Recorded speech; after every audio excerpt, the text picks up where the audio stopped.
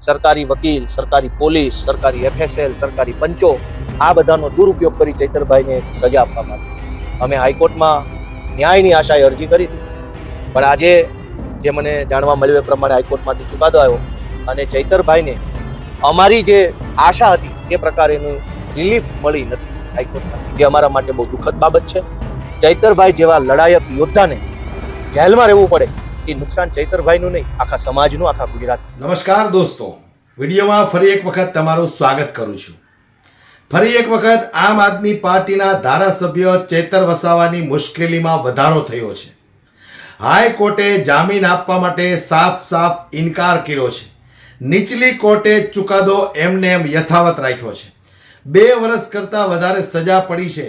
હવે કદાચ આવનાર સમયમાં ચેતર વસાવાનું ધારાસભ્ય પદ પણ રદ થઈ શકે એમ છે. કોર્ટનું એવું કહેવું છે કે 2 વર્ષની સજા થઈ છે.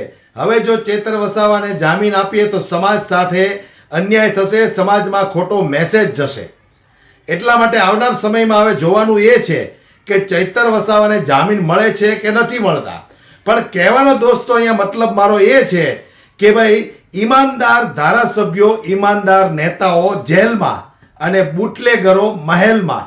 આ છે નરેન્દ્ર ભૂપેન્દ્રનું ગુજરાત. ક્યાં સુધી અન્યાય સહન કરતા રહીશું? જે ઈમાનદાર ધારાસભ્ય પોતાના સમાજ માટે, લોકો માટે લડે છે, એ ધારાસભ્ય ભારતીય જનતા પાર્ટીને કેમ કણાની જેમ ખૂંચે છે?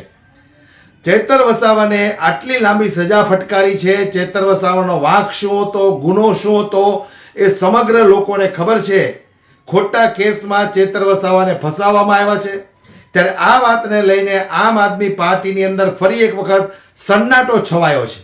અરવિંદ કેજરીવાલ, ભગવત માન પણ ચેતર વસાવાની મુલાકાતે આવ્યા હતા, છતાં પણ કંઈ નવા જૂની થયું નહીં.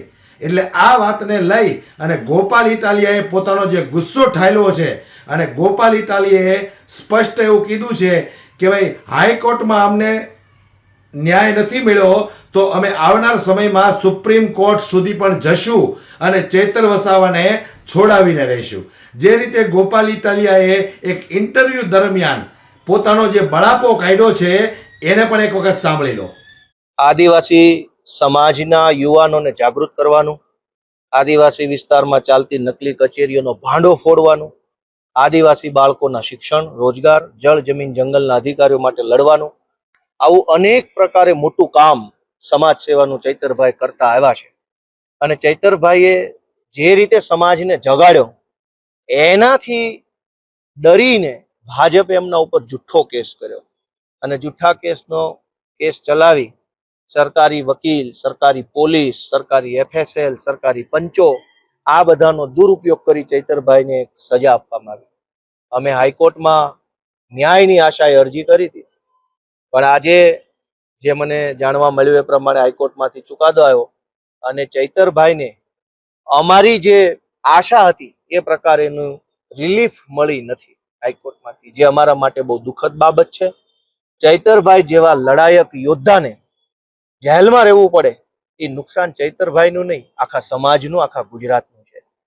આ લઠ્ઠાકાંડ કરનારાઓ મહેલમાં અને ચૈતરભાઈ જેલમાં. આ લોકશાહી નથી. અને એટલે ચૈતરભાઈને જેલમાંથી છોડાવવા માટે હવે પછીનો અમારી પાસે જે રસ્તો છે સુપ્રીમ કોર્ટ, ત્યાં સુધી જઈશું. સુપ્રીમ કોર્ટના જે કાંઈ નિષ્ણાંત વકીલો હોય એમનો સંપર્ક કરી, એમનું માર્ગદર્શન લઈ સુપ્રીમ કોર્ટમાં કેસ કરી અને આગળની લડાઈ આમ આદમી પાર્ટી લડશે. વસાવા આદિવાસી સમાજના યોદ્ધા છે.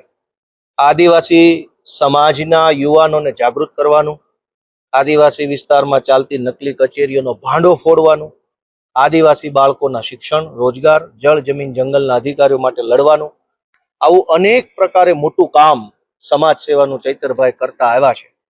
અને ચૈતરભાઈએ જે રીતે સમાજને જગાડ્યો એનાથી ડરીને ભાજપે એમના ઉપર જુઠ્ઠો કેસ કર્યો અને જુઠ્ઠા કેસ ચલાવી સરકારી વકીલ, સરકારી પોલીસ, સરકારી FSL, સરકારી પંચો આ બધાનો દુરુપયોગ કરી ચૈતરભાઈને સજા આપવામાં આવી.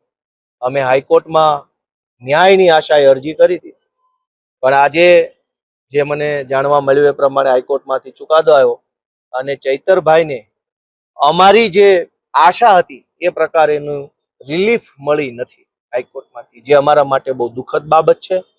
ચૈતરભાઈ જેવા લડાયક યોદ્ધાને જેલમાં રહેવું પડે એ નુકસાન ચૈતરભાઈનું નહીં, આખા સમાજનું, આખા ગુજરાતનું છે. આ લઠ્ઠાકાંડ કરનારાઓ મહેલમાં અને ચૈતરભાઈ જેલમાં, આ લોકશાહી નથી. અને એટલે ચૈતરભાઈને જેલમાંથી છોડાવવા માટે હવે પછીનો અમારી પાસે જે રસ્તો છે, સુપ્રીમ કોર્ટ ત્યાં સુધી જઈશું. સુપ્રીમ કોર્ટના જે કાંઈ નિષ્ણાંત વકીલો હોય એમનો સંપર્ક કરી, એમનું માર્ગદર્શન લઈ સુપ્રીમ કોર્ટમાં કેસ કરી અને આગળની લડાઈ આમ આદમી તો પાર્ટી. આવનાર સંજોગમાં એ જોવાનું રહ્યું કે ભાઈ ચૈતર વસાવાને છોડાવવા માટે આમ આદમી પાર્ટી અને આમ આદમી પાર્ટીના નેતાઓ અને કેજરીવાલ સુપ્રીમ કોર્ટ સુધી જશે અને સુપ્રીમ કોર્ટમાં ચૈતર વસાવાને ન્યાય મળશે કે કેમ, એ આવનાર સમયમાં આપણે જોતા રહીશું. હાલ આ વિડીયો બાબતે તમારું શું કહેવું છે મને કોમેન્ટ બોક્સમાં દોસ્તો જરૂરથી જણાવજો.